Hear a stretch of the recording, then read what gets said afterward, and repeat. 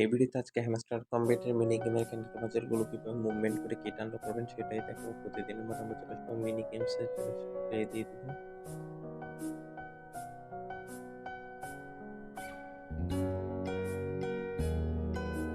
মোটামুটি সহজ আছে, আপনারা ভিডিওটা একবার দেখে চেষ্টা করে করবেন, আসলে পারবেন।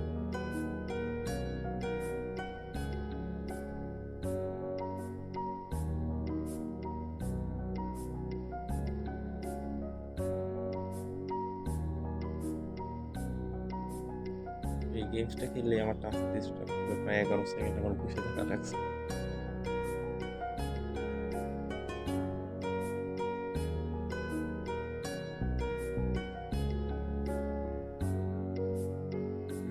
নিচে আমাদের আনলক হয়ে গেছে আজকের কিট আনলক। আপনারা সবাই ভিডিও দেখে কিট আনলক করে